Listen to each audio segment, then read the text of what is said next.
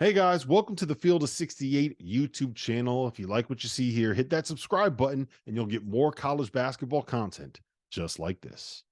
This Yeah. Raptors pick is wildly intriguing to me because Why? they shouldn't be as bad as what they are.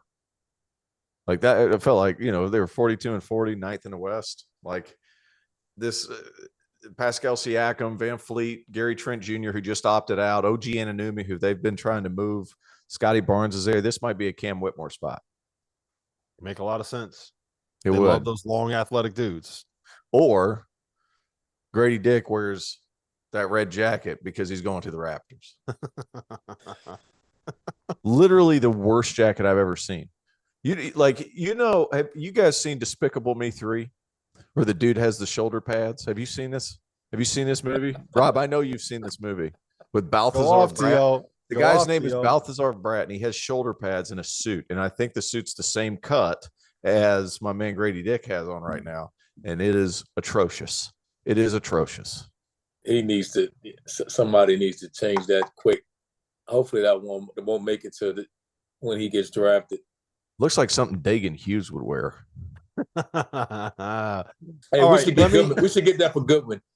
We should get that for Goodman. I would love to see Goodman try to pull that off. I would love to see Goodman try to pull that off. All right, while we're waiting for the next pick to come in, I want to ask you guys this: who are the players that you are higher on? If you were drafting and you were going to make a move like Bilal Coulibaly at 7, like Jet Howard at 11, T.O., you look like you're thinking over there. You look like you're deep in thought, pondering. Who is the guy that you would be taking that swing for, where you would be trading up and maybe reaching for him?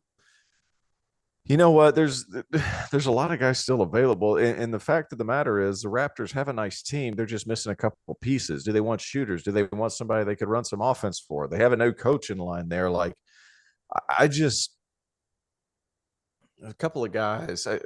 I'm just shocked that Jet Howard went so high. That's a huge one. Noah Clowney's a guy that I'm pretty high on. Jaime Jaquez, you want somebody that can fit in and play with a lot of guys. The back half of this draft has a lot of role player potential. It's just a matter of what direction you want to go. I could see a Jalen Hood-Schifino going here in the next, 2-3 picks. So from 15 on, you have to go with guys you think are going to be role players from here on out. So the one that I would give you, and you talked me into this, is Amari Bailey for a lot of different reasons. Yeah. I see. I'm gonna tell you the one guy I think left in this draft that could be a star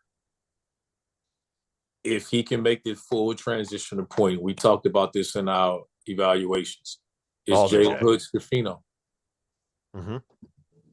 If he can be a point guard at that side. RC, hold that thought for 1 second. Dude, look at this jacket. Toronto has made the Dick pick. They have drafted Gradey Dick with the 13th pick. T.O., everything that you hate about life has come to fruition. And you know what? It's not even a jacket. The shirt that he has underneath the jacket is matching the jacket. It's a whole outfit. Horrible. It's an entire suit. It's a fucking turtleneck. That's horrible. It is horrible. It's glitter. That's horrible. Like, seriously. His mother is embarrassed. If anybody was gonna, he lost the bet. He lost the bet. That's the only reason why he's wearing it. He lost the bet. I'm not gonna lie. If there was anybody that I was expecting to come out wearing a suit like that, Gradey Dick would have been the last person that I would have guessed would be the guy coming out there wearing that outfit. He's MC Hammer. Talk about this fit. Talk about this fit. I can't stop talking about the suit. That's horrible. That is, God. That is. Can you tell me more about Despicable Me 3? Well, you're looking at him. You're looking at the bad guy. No, hey, look, Gradey Dick's a good player. I think to go along with what they have there already, they need a shooter. And not only that, they get a shooter with size. Gradey Dick's a nice player, and he got better defensively as the year went on. He's a guy who can put it on the deck, one dribble, and knock down shots, and he's not a bad athlete, guys. Is he going to be one of these elite defenders? No, but I also don't think he's going to be one of the guys that you have to take off the floor at the end of games. I think he's going to be fine. I'm not saying he didn't shoot it as well in workouts as, say, Kyle Korver or somebody like that would have, but he's a gamer, and he plays really well when the stakes are the highest, and he continuously moves without the ball. And while it's not the quickest shot to go off, the fact that he has a high release point and he is that size, it certainly helps.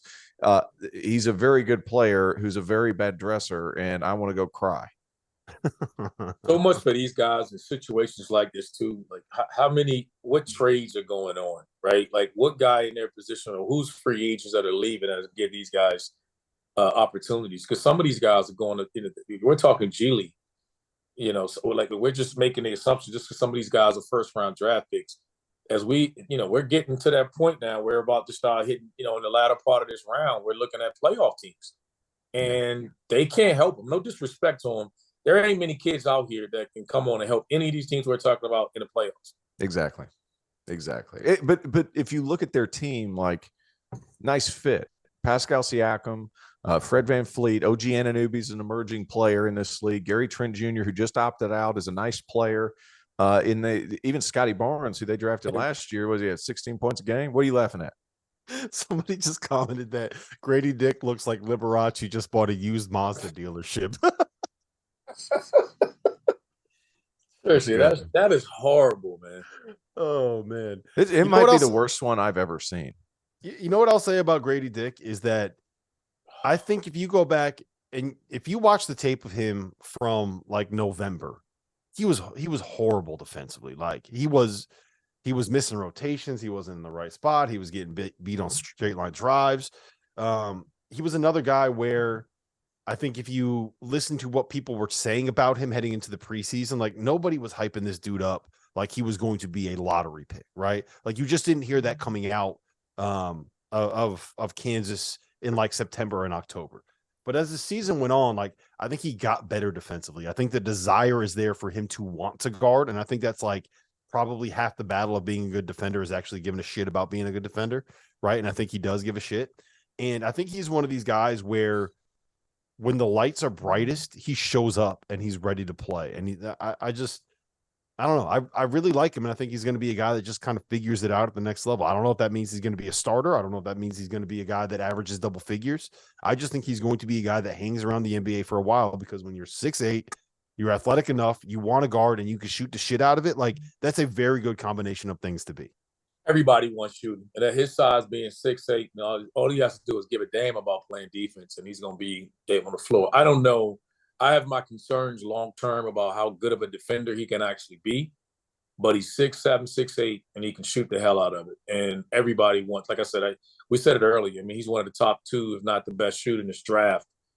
And Hen Hawkins, and at his size, going to a good team with guys that can create off the bounce, he'll be able to do what he does. His superpower is catching and shooting threes. Our partner for today's episode is Athletic Greens. I started taking AG1 during the college basketball season, and I loved the impact that it had on my energy levels. I'm a big coffee in the morning guy, but by the time that the afternoon would hit, I needed another boost. AG1 helped me tremendously, especially on those days when I didn't want to get up off the couch and go hit the gym. Their tagline is AG1 is comprehensive health and the power of habit in one. And man, that could not be more true. It's nearly impossible to eat and drink in a healthy manner in the month of February and the month of March when you are in my business. And AG1 was exactly the supplement that I needed to improve my gut health and cover my nutritional basis for the day. I've continued that into April. I've continued that into May, and I'm going to continue that the rest of the summer. All I have to do is mix a scoop of AG1 with some water, or maybe add it into a smoothie, and I'm ready to go. Do it after lunch, and you'll be ready to go for the rest of the day. If a comprehensive solution is what you need from your supplement routine, then Athletic Greens is giving you a free 1-year supply of vitamin D and 5 free travel packs with your first purchase. Go to athleticgreens.com/field68. That's field 68 FIELD, the number 6, the number 8, and you can get yours now. So check it out and help support this show.